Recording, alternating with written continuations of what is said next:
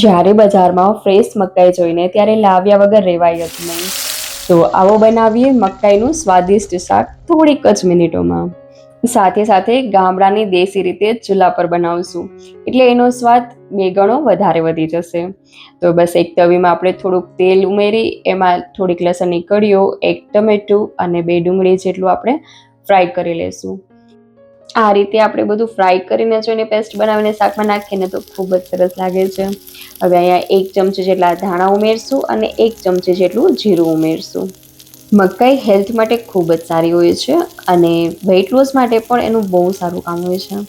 હવે આમાં આપણે સૂકા લાલ મરચાં પણ થોડાક એડ કરશું. અહીંયા કશ્મીરી સૂકા લાલ મરચાં હોય તો એ પણ તમે લઈ શકો છો અને સૂકા મરચાં આપણે રેગ્યુલર યુઝ કરીએ છીએ એનો પણ ઉપયોગ કરી શકો છો. પણ જો સૂકા રેગ્યુલર યુઝ કરતા હોય ને એની તીખાશ તમારી રીતે બેલેન્સ કરવા માટે મરચાં તમારે જો એ પ્રમાણે એડ કરવાના. હવે એને ફ્રાય કરીને આપણે એક ડીશમાં 5 મિનિટ માટે ઠંડુ કરવા રાખી દઈશું. હવે લેશું આપણે અહીંયા બાફેલી મકાઈ.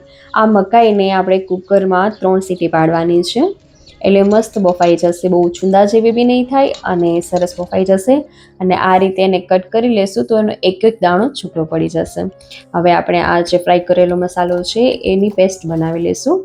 મકાઈના દાણા ઇઝીલી કાઢવા હોય ને મકાઈમાંથી તો એને આપણે બાફીને જ કાઢવાના. એનાથી એક દાણો સરસ નીકળી જશે, આખો દાણો નીકળશે. જો તમે કાચી મકાઈ દાણા કાઢવાની ટ્રાય કરશો ને તો એ નહીં નીકળે, દાણા તૂટી જશે.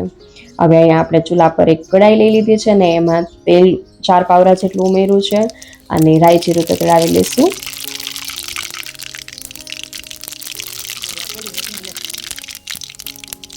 તેલ ગરમ થઈ જાય ને રાઈ જીરું બરાબરથી ફૂટી જાય પછી આપણે જે પેસ્ટ બનાવેલી હતી એ ઉમેરી દઈશું.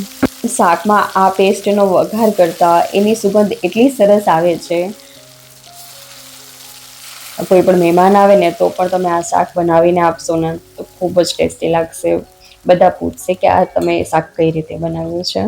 હવે આપણે અહીંયા થોડુંક પાણી લઈ તેમાં લાલ મરચું, ધાણા જીરું અને ગરમ મસાલો એ ત્રણેય બરાબરથી મિક્સ કરી અને શાકમાં ઉમેરશું. આ મસાલો આ રીતે કરવાથી છે ને શાકનો કલર પણ સરસ આવશે અને ટેસ્ટમાં પણ ચેન્જ આવશે. આ રીતે થોડુંક ડિફરન્ટ સ્ટાઇલમાં તમે શાકનો વઘાર કરશો ને તો શાકનો ટેસ્ટ અલગ પણ આવશે ને સરસ પણ આવશે.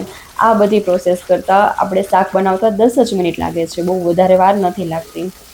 ટમેટા ડુંગળી આપણે નોર્મલી કટ કરીએ પછી વઘારીએ અને આમાં આપણે ફ્રાય કરીને પેસ્ટ બનાવવાની છે. બસ થોડીક જ પ્રોસેસ ચેન્જ થઈ જાય છે. હવે આપણી ગ્રેવી બળી ન જાય એ માટે થોડુંક પાણી નાખીને આપણે એને 1 મિનિટ જેવું પકાવી લઈશું અને ત્યારબાદ આપણે 1 ગ્લાસ જેટલું પાણી ઉમેરશું. પાણી ઉકળી જાય એટલે આપણે તેમાં આપણી બાફેલી મકાઈ ઉમેરી દેવાની છે.